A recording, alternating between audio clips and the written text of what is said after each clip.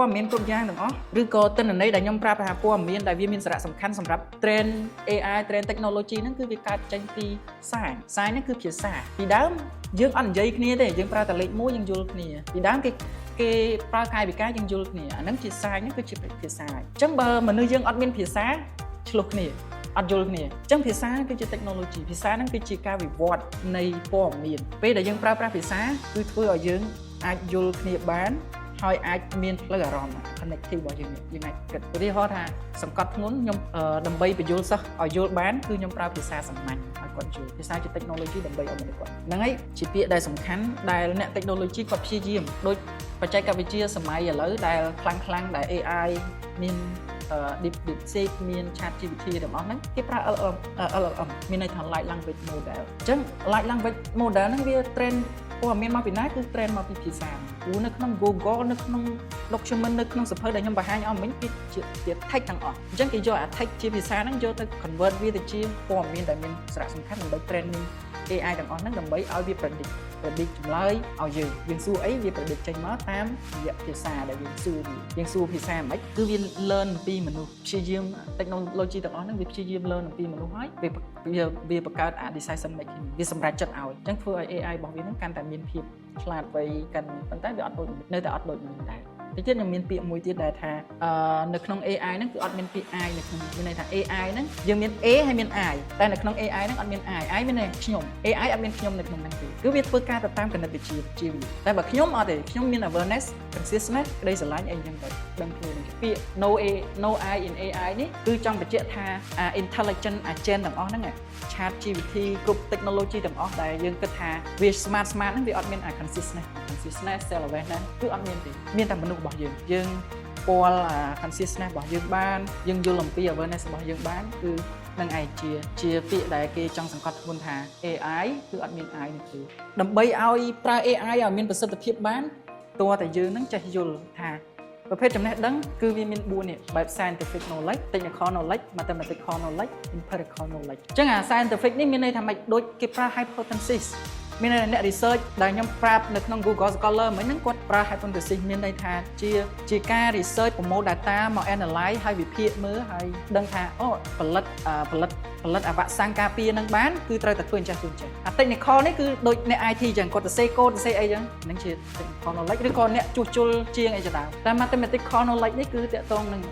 របៀប critical របៀបគិតគណនាបូកដកហើយ empirical knowledge នេះគឺតាក់ទងមួយនឹងយើង observe ខ្ញុំបងមកស្ដាប់ខ្ញុំអញ្ចឹងមក observe អាហ្នឹងជា empirical មានន័យថាយើងទទួលបានពីបទពិសោធន៍ហើយដើម្បីដឹងថាអាហ្នឹងវាជាចំណេះដឹងពិតប្រាកដឬមិនពិតប្រាកដយើងត្រូវចេះសួរសំណួរ3 why question what question and how question ពេលដែលយើងចូល research ឧទាហរណ៍ថាខ្ញុំចូលទៅសេទៅលើ AI ហេតុអី purpose នេះខ្ញុំសួរវាយើងត្រូវដឹងថាហេតុអីមានន័យថាពេលដែលយើង why question purpose ដែលយើងចង់ដឹងអំពី knowledge នេះ why do we seek knowledge ហេតុអីបានជាយើងស្វែងរកចំណេះដឹងទាំងអស់នេះអញ្ចឹងសំណួរ why នេះគឺយើងអត់អាចឆ្លើយវាដោយប្រើប្រាស់ reason តែមួយបានទេអញ្ចឹងយើងត្រូវការគិតវាស៊ីជម្រៅអា behind purpose ដែលយើងចង់ដឹងមានន័យថាអ្វីដែលយើងសួរសំណួរ why អ្វីដែលយើងចង់បានគឺ define goal stay motivated for lifelong learning why ខ្ញុំរៀនជំនាញ IT ហេតុអីបានខ្ញុំរៀនជំនាញ IT មូលហេតុរបស់ខ្ញុំគឺដោយសារ IT អនាគតទៅវាអញ្ចឹងអាហ្នឹងជា purpose ជាគោលបំណងជា headផលអញ្ចឹងខ្ញុំ define rule ខ្លួន goal ខ្លួនឯងបានថា goal របស់ខ្ញុំរៀន IT ដើម្បីក្លាយជាអ្នកជំនាញ IT ហើយធ្វើឲ្យវា motivate ខ្ញុំរហូតបន្តរៀនវារហូតអញ្ចឹងមានន័យថាពេលយើងចេះសួរហ្នឹងយើងដឹងអំពីខ្លួនយើងហើយវាជាចំណេះដឹងផ្ទាល់ខ្លួនយើងហើយជាអ្វីមួយដែលធ្វើឲ្យយើងស្គាល់ខ្លួនឯងច្បាស់លាស់ថែមទៀត what question ពេលដែលយើងចូលដល់ what question យើងចង់ដឹងថាអាហ្នឹងជាចំណេះដឹងពិតឬក៏មិនពិតហេតុអីបានជាបង្កើតទូរស័ព្ទចេញមកហេតុអី why គេបង្កើតមកដើម្បីងាយស្រួលទំនាក់ទំនងគ្នាទៅវិញទៅមកប៉ុន្តែ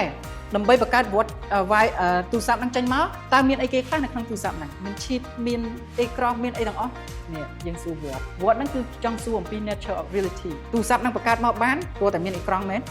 តាទោះតែមាន chip មែនតាអញ្ចឹងអីគេនៅខាងក្នុងហ្នឹងហេតុអីបានវាអីគេដែលវាបង្កើតឲ្យវាមានឡើងមកហើយនៅពេលដែលយើងឆ្លើយសំណួរ what ហ្នឹងបានគឺធ្វើឲ្យយើងយល់ច្បាស់ថាទូរស័ព្ទហ្នឹងគេបង្កើតមកដើម្បីចេះ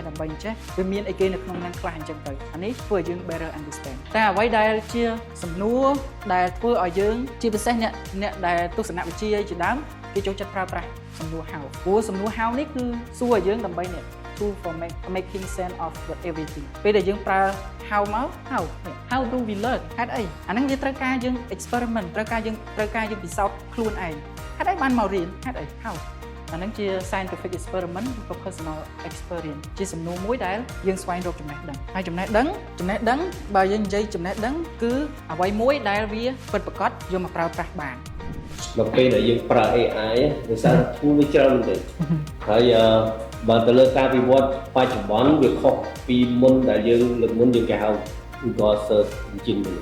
Google នៅពេលដែលយើងចូលនៅក្នុង Google Browser មានន័យថាគឺយើងមានតែប៊ូតុងមួយដែលយើង search ប៉ុន្តែនៅពេលដែលការវិវត្តមកដែលគេគិតថាអ្នកដែលទៅបង្កើត algorithm អីទាំងអស់ហ្នឹងដែលប្រើប្រព័ន្ធគណិតវិទ្យាដែលយើងហៅថា machine learning ហ្នឹង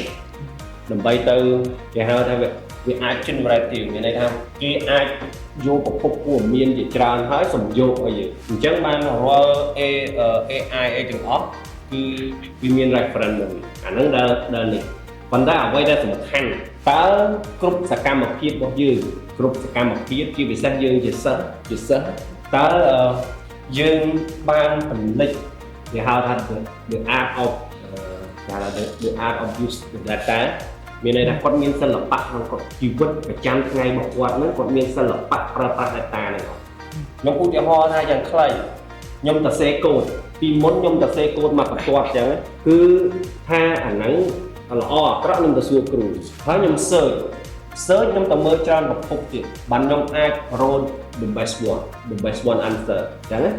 ដល់ពេលឥឡូវអត់ទេជាទូទៅលើព័ត៌មានជាពិសេសយើងជាសិស្សសម័យឥឡូវគេលេងកត់ត្រានៅលើជាហាតហើយជាច្រើនគឺគេ store ជា data store ដូចជា database អីចឹងទៅវាជា electronic វាជា digital storage អស់ហើយអញ្ចឹងរាល់ព័ត៌មានអីទាំងអស់ហ្នឹងដែលជាប្រព័ន្ធគំនិតខ្ញុំនិយាយថាជាប្រព័ន្ធគំនិតដែលយើងរៀនជាសិស្សហ្នឹងគឺវាមាន data ខ្លះវាជា data មួយដែល digital ងាយស្រួល store ងាយស្រួលចាប់អញ្ចឹងទៅលើការរៀនអីទាំងអស់ហ្នឹងបើសិនបើយើងព្យាយាមទៅចាំអាហ្នឹងខ្ញុំគិតថារឿងពិបាកអញ្ចឹងយើងយក AI ជា assistant របស់យើងឥឡូវខ្ញុំឧទាហរណ៍ដូច DeepSeek ខ្ញុំសរសេរថាតើកូដមកជួររបស់ខ្ញុំនេះវាល្អអត់ជួយ correct អាហ្នឹងខ្ញុំតិចណានេះឧទាហរណ៍ខ្ញុំសរសេរអញ្ចឹងវានឹងប្រាប់យើងនៅពេលខ្លះខ្ញុំសរសេរកូដជាច្រើនជួរហើយខ្ញុំដាក់ថាជួយ chat ខ្ញុំតិចមកដែលពីចំនួនមុនយើងទៅរកអ្នកប្រាជ្ញនៅក្នុងស្រុកខ្មែរយើងនេះគ្រូដែលខ្លាំងសុខពេលគាត់ជួបបាទសុខពេលគាត់ជួបហើយអ្នកទាំងអស់គ្នាសាច់អាចបកស្រាយបានគ្រូពីអស់ចាច្រើននេះខ្ញុំថាតើ statement ខ្ញុំសួរនេះគឺមានន័យថាតើអ្នកជួបនឹងសរសេរតែតែបែបហ្នឹងដើម្បីទាញទិន្នន័យមកសរសេរក្រុមស្ទឹកសរសេរក្រុមប្រយោគប៉ុណ្ណឹងឯងថាវាល្អអត់ខ្ញុំចង់ឲ្យនេះអញ្ចឹងគេប្រាប់មកថាអត់ល្អទេជាប្រទេសគេថាផ្កាយនេះគឺមានន័យថាបើខ្ញុំមាន1000ពេដែលតាខ្ញុំមានច្រើនហ្នឹងគឺវានឹងទាញមកទាំងអស់អញ្ចឹងគេប្រាប់យើងថាមិនគួរដាក់ផ្កាយទេបើសិនបើដូចនៅលើ Excel យើងអញ្ចឹងបើមាន column 10 column ដល់10អ្នកឯងត្រូវតែសង្កត់ខ្លួនទៅលើការងារហ្នឹងឯងត្រូវការ13អ្នកឯងដាក់មិនទៅ13គឺមក13មកឃើញទេទៀតហើយគេថាបើបោះដល់បើ Excel យើងមានរោមួយលានពេមួយលាន report គេប្រើថាវាមិនដែរណាទៅសូម្បីតែភ្នែករបស់យើងហ្នឹងក៏មិនដែរណាទៅ scroll មើលមួយលាន report ទេអញ្ចឹងគេថាដាក់ limit មកឃើញទេមកទៀតនេះគេថាបើសិនបើងាយស្រួលទៀតដើម្បីឲ្យ result របស់ខ្លួនឯងហ្នឹងរួមមួយលាន report មិនទាន់ដឹងថាណាគេ update នេះណាដែលទឹកនឹងបញ្ចូលឲ្យសតយកមកទៀតដោយសារតែយើងរៀនទៅតាមឯកសាររៀនដើម្បីទទួលទិន្នន័យអញ្ចឹងខ្ញុំថាជាសម័យមួយដែលយើងប្រើជាសិល្បៈក្នុងការដែលយើងមិនមែនត្រឹមប្រើទិន្នន័យជាសិល្បៈដែលត្រូវតែចេះរស់នៅទៅលើទិន្នន័យហើយឧបករណ៍ដែលស្គាល់ទិន្នន័យរាល់ថ្ងៃមិនមែនទេកុំព្យូទ័រទូរស័ព្ទនិយាយមកគ្រឿងអេឡិចត្រូនិកទាំងអស់ខ្ញុំនិយាយថាជាគ្រឿងអេឡិចត្រូនិកទាំងអស់មិនមែនត្រឹមថាសិស្ស IT ទៅតែបកកែកុំព្យូទ័រនោះសម័យឥឡូវអត់ទេហេតុអីបានគេដាក់ information technology សាច់សួរគេហៅថា electronic technology ក៏បានដែរដោយសារតែគេអាចចាក់ទិន្នន័យជាអក្សរឲ្យបានអីអាចប្រមូលទិន្នន័យបានគេហៅ IoT វិញដោយសារតែគេដើរតាមប្រព័ន្ធនេះអគ្គិសនីនេះឃ ពីដើរលោតតែ0.01 សម្រាប់ថ្ងៃនេះខ្ញុំមកចូលរួមនៅ Kilo IT បាទខ្ញុំទទួលបានបទពិសោធន៍ថ្មីទាក់ទងជាមួយនឹងការប្រើប្រាស់នៅ